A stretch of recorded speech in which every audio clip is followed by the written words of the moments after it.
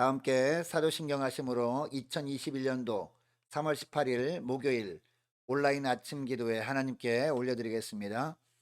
전능하사 천지를 만드신 하나님 아버지를 내가 믿사오며 그 외아들 우리 주 예수 그리스도를 믿사오니 이는 성령으로 잉태하사 동정녀 마리아에게 나시고 본디오 빌라도에게 고난을 받으사 십자가에 못 박혀 죽으시고 장사한 지 사흘 만에 죽은 자 가운데서 다시 살아나시며 하늘에 오르사 전능하신 하나님 우편에 앉아 계시다가 저리로서 산자와 죽은 자를 심판하러 오시리라.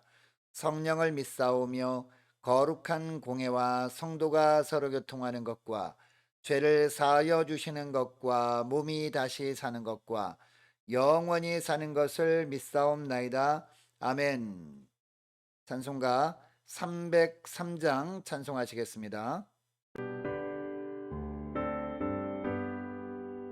날 위하여 십자가에 죽은 고통 받으사 대신 죽은 주 예수의 살아가신 은혜여 보배로 피를 흘려 영영 죽을 죄에서 구속함을 받으리 어찌 찬양하날까 예수 안에 있는 우리 한량없이 즐겁고 주 성령의 위로함이 마음속에 차도다 천국의 목소리 같은 은혜로운 그 말씀 끊임없이 듣는 우리 어찌 찬양하날까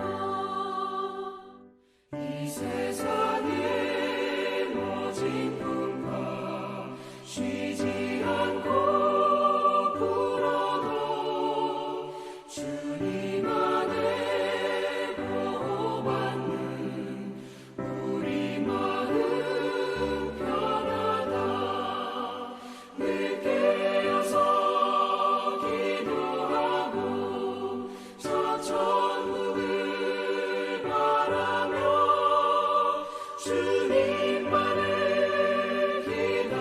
기다리니 어찌 찬양하날까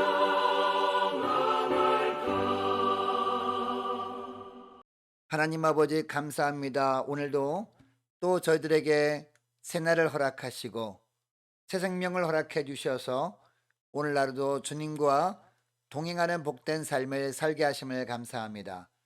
주님 오늘도 말씀을 통해서 우리를 앞서가시며 한 발 한 발 우리를 인도해 주신 주님을 찬양합니다. 오늘도 말씀을 통해서 주님께서 우리가 어떤 삶을 살길 원하시는지 하나님 오늘도 바르게 깨닫고 그 깨달은 바대로 순종할 수 있도록 성령께서 저들의 심령을 붙들어 주옵소서. 감사드리오며 우리 주 예수 그리스도의 이름으로 기도드리옵나이다. 아멘. 하나님의 말씀은 신약성경 누가복음 18장 31절에서 43절까지 말씀 보겠습니다. 예수께서 12제자를 데리시고 이르시되 보라 우리가 예루살렘으로 올라가노니 선지자들을 통하여 기록된 모든 것이 인자에게 응하리라. 인자가 이방인들에게 넘겨져 희롱을 당하고 능욕을 당하고 침뱉음을 당하겠으며 그들은 채찍질하고 그를 죽일 것이나 그는 3일 만에 살아나리라 하시되 제자들이 이것을 하나도 깨닫지 못하였으니 그 말씀이 감추었으므로 그들이 그 이르신 바를 알지 못하였더라. 여리고에 가까이 가셨을 때에 한 맹인이 길가에 앉아 구걸하다가 무리가 지나감을 듣고 이 무슨 일이냐고 물은데 그들이 나사렛 예수께서 지나가신다 하니 맹인이 외쳐 이르되 다윗의 자손 예수여 나를 불쌍히 여기소서 하거늘 앞서가는 자들이 그를 꾸짖어 잠잠하라 하되 그가 더욱 크게 소리질러 다윗의 자손이여 나를 불쌍히 여기소서 하는지라. 예수께서 머물러 서서 명하여 데려오라 하셨더니 그가 가까이 오매 물어 이르시되 내게 무엇을 하여 주기를 원하느냐 이르되 주여 보기를 원하나이다. 예수께서 그에게 이르시되 보라 내 믿음이 너를 구원하였느니라 하시매 곧 보게 되어 하나님께 영광을 돌리며 예수를 따르니 백성이 다 이를 보고 하나님을 찬양하니 우리 속담에 사람은 서울로 보내고 말은 제주도로 보내라 라는 말이 있죠. 사람이란 자고로 큰 곳에 있어야 견문도 넓히고 출세도 할 수 있다는 뜻입니다. 요한복음 7장에 보면 예수님이 형제들 역시 예수님께 이와 비슷한 충고를 해요. 그 형제들이 예수께 이르되 당신이 행하는 일을 제자들도 보게 여기를 떠나 유대로 가소서 스스로 나타나기를 구하면서 묻혀서 일하는 사람이 없나니 이 일을 행하려 하거든 자신을 세상에 나타내소서 하니라고 합니다. 그래서 오늘 우리가 읽은 본문 당시는 유대력으로 초막절이 가까운 시기였습니다. 유대로 가라는 것은 종교적, 사회적, 정치적 수도의 역할을 했던 예루살렘에 오르라는 의미였습니다. 한마디로 큰 물에서 놀아야 형님도 대성하지 않겠느냐라는 형제들의 의견이었습니다. 그러나 예수님의 뜻은 형제들의 뜻과는 달랐습니다. 형제들에게 있어서 예루살렘은 세속적 성공의 자리로 여겨졌습니다. 그러나 예수님에게 있어 예루살렘은 십자가의 자리였습니다. 세속적 성공은커녕 예수님은 십자가에서 잔인한 죽음을 당하셔야 했습니다. 예수님께는 예루살렘을 당신의 영광으로 삼을 수 있는 능력이 충분히 있었습니다. 그러나 오히려 주님은 어떻게 하십니까? 예루살렘을 치욕의 장소로 택하십니다. 그것이야말로 세상을 구원할 수 있는 유일한 방법이었기 때문이죠. 주님은 십자가에 죽으시고 부활하실 것을 다시 말씀하십니다. 그런데 34절에 보니까 제자들은 전혀 이 말씀을 깨닫지 못합니다. 다른 유대인들처럼 주님이 예루살렘에 들어가시면 이제 민족을 해방시켜 주리라 기대하고 있었던 겁니다. 그리스도인에게 있어 예루살렘은 어디입니까? 주님을 만나는 장소입니다. 그곳이 교회당일 수 있습니다.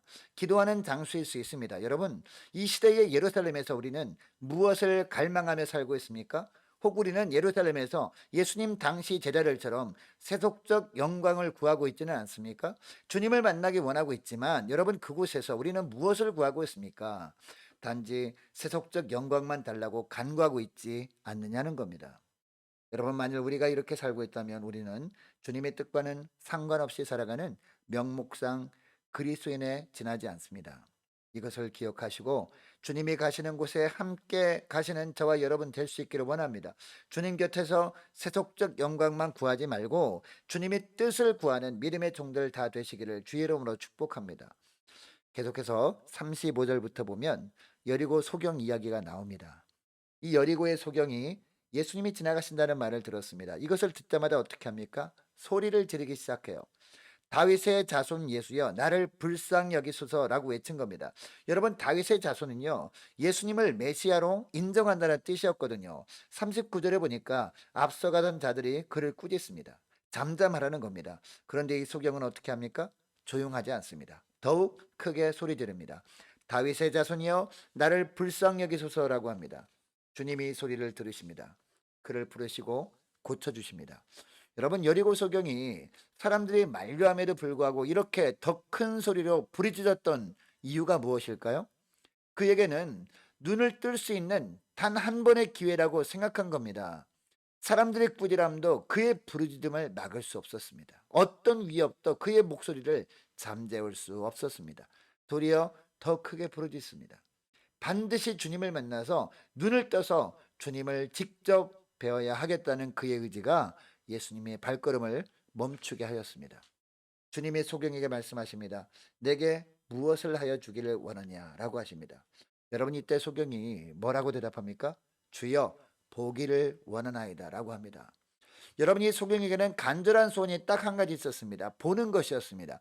그리고 다윗의 자손 예수님이라면 자기 눈을 뜨게 하여 주실 줄 확신하고 있었습니다. 여러분 예수님을 향한 그의 믿음이 예수님의 마음을 움직였습니다. 주님이 말씀하십니다. 내 믿음이 너를 구원하였느니라. 여러분 눈을 뜨게 한 주체는 누구였습니까? 예수님이셨잖아요. 하지만 그 이유의 주체는 여리고 맹인의 믿음이었음을 기억하시기 바랍니다. 여러분 사도 바울은 로마서 3장 28절 말씀에 사람이 의롭다심을 얻는 것은 율법의 행위에 있지 않고 믿음으로 되는 줄 우리가 인정하노라라고 합니다. 여러분 이것을 보면 하나님은 참 우리의 믿음을 소중히 여기신다는 것을 알게 됩니다. 사실 여러분 우리의 믿음이라는 것이 이기적인 동기에서 시작되는 경우도 있습니다. 그럼에도 불구하고 하나님은 인간의 믿음을 구원의 실마리로 풀어가시기를 원하시거든요. 믿음을 먼저 요구하시고 그 믿음을 다듬으시고 결국에는 그 믿음을 구원해 주시는 동기로 인정해 주시기까지 합니다. 여러분 예수님께서 내 믿음이 너를 구원하였느니라 라고 말씀하시기 전에 여리고의 맹인에게 주님께서 먼저 어떤 질문을 하셨습니까? 내게 무엇을 하여 주기를 원하느냐 라고 하셨거든요. 우리의 믿음의 응답은 하나님이 먼저 우리에게 물어주시고 들어주셨기 때문에 가능한 겁니다. 그렇기에 우리가 자랑할 것은 우리 자신의 믿음이 아니라 그 믿음을 받아주신 하나님의 은혜를 자랑해야 하는 겁니다. 그것이 진정한 믿음입니다. 여러분 이것을 기억하시고 오늘 기도할 때 이렇게 기도했으면 좋겠습니다. 하나님, 내가 오르고자 하는 예루살렘이 세속적 영광의 자리가 아닌 주님의 뜻이 세워진 십자가의 자리이길 원합니다. 그리하여 나의 뜻이 아닌 하나님의 뜻이 우리가 오르는 예루살렘에서 이루어지게 하여 주옵소서. 간절히 기도했으면 좋겠습니다. 또 계속 기도할 것은 하나님 이를 참된 믿음으로 고백할 수 있고 진정한 믿음으로 따를 수 있도록 주님 도와 주옵소서. 간절히 기도하는 이 새벽 될 수 있기를 원합니다. 계속해서 기도할 것은 하나님 우리 모든 성도들에게 영적 분별력을 허락해 주옵소서. 매 순간 주시는 말씀을 잘 받고 그 말씀대로 살게 하여 주옵소서. 예배와 기도가 회복되게 해달라고 간절히 기도했으면 좋겠습니다. 많은 환우들 위해서 기도해 주시되 특별히 수술 후 회복 중인 이태영 집사님 위해서 함께 기도하기를 원하고 시술 후에 이제 회복 중인 김예린 어린이 위해서 함께 기도하기를 원합니다. 취업을 앞둔 우리 청년들 위해서 우리 함께 기도하기를 원하고 고3 수험생들을 위해서 함께 기도하기를 원하고요. 선교사님들과 나라 민족을 위해서 각 가정과 개인의 기도 제목을 놓고 우리 함께 기도하기를 원합니다. 기도하겠습니다.